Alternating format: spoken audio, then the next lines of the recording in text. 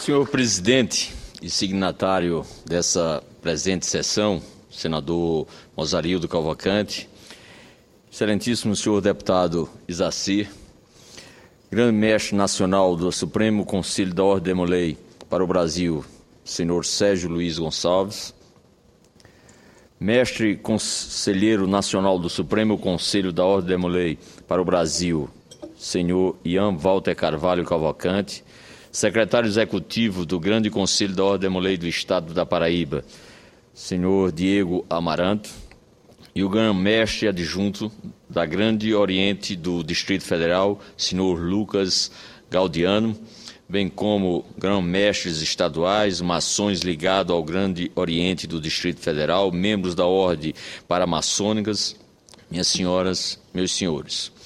Hoje é um dia muito especial em todas as partes do mundo, por ser comemorado o Dia do Demolei.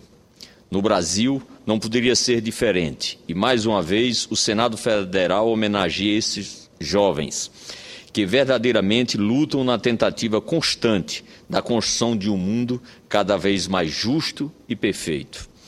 A Ordem Demolei é uma organização internacional para jovens do sexo masculino com idade entre 12 e 21 anos, fundada nos Estados Unidos em 24 de março de 1919 pelo irmão maçom Frank Sherman Land. A ordem é inspirada pela vida e morte do nobre francês Jacques Demolay, 23º e último grão-mestre da Ordem dos Templários, nascido em Vitré, região do sul da França, em 1244.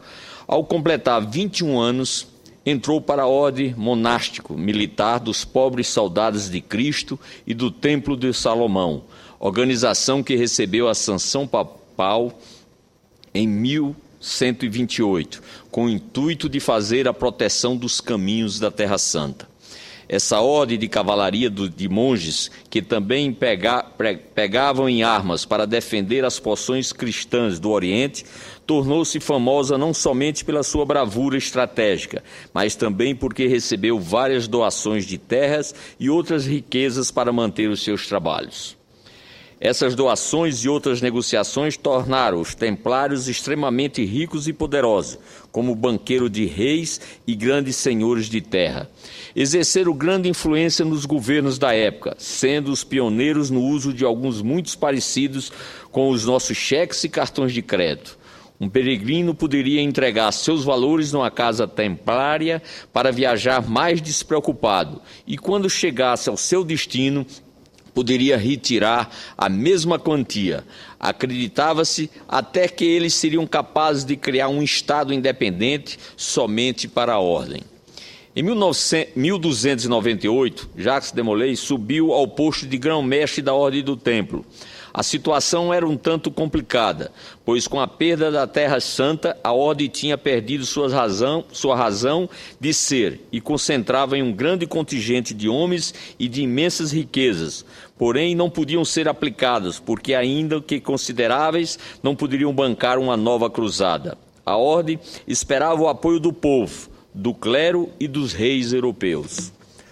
Tal apoio não veio. Ao invés disso, a ordem, que se concentrava em Chipre, assistiu à cobiça do rei francês Filipe IV, o Belo, e à sua tentativa de fundir os templários com os hospitalários, para controlar ambas e livrar a França de dívidas, além de tornar-se o monarca mais poderoso da Europa. Nessa época, ele já tinha sob sua influência o cardeal Bertrand de Got, que assumiu o nome de Clemente V, mantendo-se em Avignon, na França.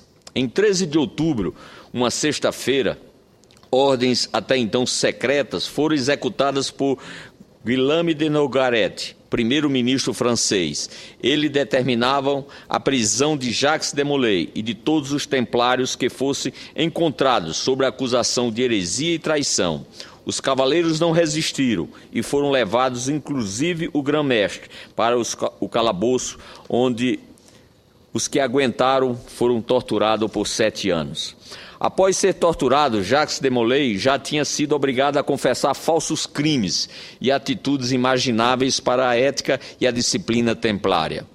porém jamais entregou a localização dos demais ou o paradeiro das riquezas da ordem. Contudo, no julgamento final, ao ouvir as acusações e prestes a se definir a sentença, negou as acusações, voltou atrás nas confissões, denunciando perseguições e torturas sofridas por ele mesmo e por seus irmãos da ordem. Tal procedimento era punido com a fogueira, a que Jacques de Molay teve que enfrentar, juntamente com um preceptor da Normandia, numa ilha em frente à Catedral de Notre-Dame, em Paris, no dia 18 de março de 1314, diante do povo. Em janeiro de 1919, Frank Sherman Land recebeu uma ligação de um maçom chamado Sanfrit. Ele pedia que eu recebesse como pupilo um jovem órfão de pai que precisava de um emprego de meio expediente e alguma orientação. O moço em questão chamava-se Louis Gordon Lower. Tinha 17 anos e ajudava a mãe a manter a família depois da partida do pai, Elman Lower, que, assim como Freit e Land, faziam parte da loja maçônica Ivanhoe. A experiência da interação entre os dois foi excelente, tanto que Land deu a ideia de juntar mais jovens, convidado por Lower para reunir-se em um clube. O jovem pupilo atendeu ao chamado, levando mais 8 jovens. Ao receber esses jovens, aquele homem, que não era tão mais velho do que os meninos, sugeriu a criação de um clube ao qual eles pudessem se reunir e realizar atividades saudáveis, organizadas e sob a supervisão de um adulto. A ideia foi aceita de pronto. Este clube foi muito propício, pois era uma época de pós-guerra e muitos jovens que haviam perdido os pais para a Primeira Guerra Mundial precisavam de um modelo masculino e uma referência paterna, que pôde ser preenchido com cuidado e amor, praticamente paternal, que foi oferecido pelo time de adultos que se juntou a Land para cuidar desses jovens. O passo seguinte foi escolher um nome para esse clube. Vários nomes foram citados e nenhum agradava aos rapazes. Um deles sugeriu que, já que estavam dentro da maçonaria, era justo que se usasse o nome de alguém ligado a ela.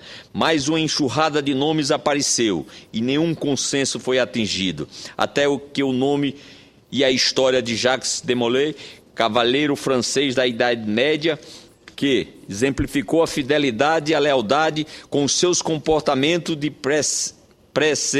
preservar os seus amigos até a morte. Assim, o novo clube passou a denominar-se Clube de Molay. No dia 24 de março de 1919, o que veio depois foi o crescimento, que se estendeu até os mais longínquos lugares da terra. Foi transformado em clube, em conselho e, por fim, em ordem, que pode ser encontrada em países de grandes proporções, como o Brasil, ou pequenas ilhas como Aruba.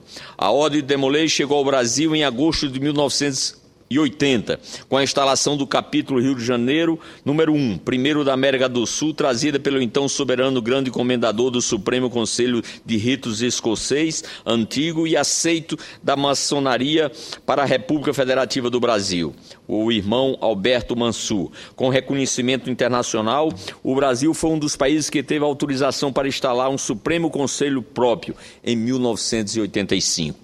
Presente em todos os estados brasileiros, a Ordem ultrapassa a marca de 30 mil membros ativos, cadastrados nos últimos 10 anos. E no mesmo período, a aproximação com o de Molay Internacional tomou proporções inéditas, transformando o Brasil como referência em Ordem de Molay para os países como Estados Unidos, Alemanha, Itália, Bolívia e Romênia.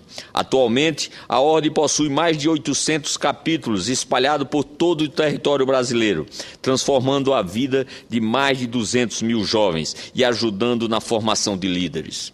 A Paraíba é um dos estados mais atuantes da Ordem a nível nacional. Possuímos cerca de 30 capítulos, além de priorados, cortes, clubes de mães, tábuas de escudeiros e preceptorias. No mundo, a Ordem de Molay pode ser encontrada na Argentina, Aruba, Alemanha, Austrália, Bolívia, Canadá, Colômbia, Estados Unidos, Filipinas, França, Itália, Japão, México, Panamá, Paraguai, Peru e Uruguai. Os baluartes da Ordem de Molay são a defesa da liberdade civil, representada pela bandeira do Brasil, intelectual, representada pelos livros escolares, religiosa, representada pela Bíblia Sagrada. A ordem também é baseada em 7 virtudes cardeais. O amor filial é o amor e carinho que devemos ter pelos nossos pais, que nos semearam geraram, nos ensinaram as primeiras lições de nossas vidas e se sacrificaram por nós. Através dele, nós tivemos as primeiras lições de educação, respeito e na crença em Deus. Segunda virtude, referência pelas coisas sagradas, significa a crença a Deus, não importando a sua religião. Para ser um demolei, o jovem tem que ter fé nele. Cortesia. A cortesia, educação e solidariedade são princípios em que um demolei procura pôr em prática, usando a filantropia, mas somente válida quando é feito com sentimento, colocando o coração naquilo que faz. Os demolei possuem o seguinte pensamento: para ser útil à sociedade, abro aspas, para ser útil à sociedade, não é necessário ser um demolei, mas para ser um demolei é necessário ser útil à sociedade, fecho aspas. Companheirismo é ser um amigo leal, tanto nas horas boas quanto nas ruins. O verdadeiro companheiro e amigo é aquele que estende a mão para o irmão em momentos de dificuldade. Companheirismo é levar uma chama de amizade no coração, para que quando um amigo estiver no meio do túnel, ela possa iluminar e mostrar aonde está a saída. Fidelidade é sempre acreditar em seus ideais e virtudes, mantendo em segredo tudo aquilo que lhe for confiado. É ser fiel a Deus, à sua pátria e aos seus amigos, seguindo o exemplo da fidelidade de Jacques de Molay, que preferiu morrer a trair seus irmãos ou faltar com o seu juramento. Pureza é ser um cidadão idôneo, puro de alma e de coração, é sempre estar de bem com a própria consciência, é manter a mente longe de tudo que vá contra os princípios de um bom cidadão. Patriotismo é respeitar e defender a nossa pátria, nosso estado e as nossas cidades. E, além disso, conservar tudo que diz respeito ao patrimônio público, como escolas, asilos, orfanatos e hospitais, que prestam ajudas a pessoas mais carentes da nossa sociedade. Em 19 de janeiro de 2010, foi promulgada a Lei Federal 12.208, que instituiu o dia 18 de março como o Dia Nacional do Demolei, razão pelo qual estamos todos reunidos aqui nesse momento. Em 2012, tive a oportunidade de acompanhar de perto a Ordem Demolei, quando o meu sobrinho Diego Amaranto, aqui presente, tomou posse como mestre conselheiro capítulo Branca Dias, número 800, em João Pessoa, capital do meu estado. Tornei-me um admirador da ordem, pois vi que tudo não era só teoria. O grupo de jovens daquele capítulo trabalhava intensamente em projetos filantrópicos, como a arrecadação de alimentos para ser distribuído para crianças carentes, arrecadação de kits de higiene para serem entregues em hospitais, campanha de doação de sangue, campanha de conscientização política, onde tive a oportunidade de participar de um debate dentro das reuniões, inclusive para irmãos maçons e sobrinhos Demolei. No ano passado, tive a oportunidade de passar de algo mais ainda grandioso. Um congresso Demolei, participei do Congresso Paraibano da Ordem, realizado pelo Grande Conselho Estadual da Ordem, na Paraíba, em agosto de 2013, na cidade de Catolé do Rocha, sertão do meu estado. Presenciei centenas de jovens em um final de semana dedicado à causa, não apenas do estado, de Pernambuco, Rio Grande do Norte, da Bahia, de tantos outros estados. Muitos jovens em um final de semana que poderiam estar no mundo das drogas, no mundo do álcool, no mundo da prostituição, no mundo do crime ou em qualquer outro vício que o mundo lá fora oferece com facilidade. Porém, preferiram optar pelo melhor caminho, ser um cidadão livre e de bons costumes. Portanto, senhor presidente, irmão, encerro minhas palavras citando uma frase de um ilustre Demolei, Walt Disney: se você pode sonhar, você pode fazer. Façamos o bem. Amemos a Ordem Demolei. Rogo ao grande arquiteto do universo, Deus Todo-Poderoso, que ilumine e proteja a todos que de fato possam construir a cada dia um mundo mais justo e perfeito. Muito obrigado.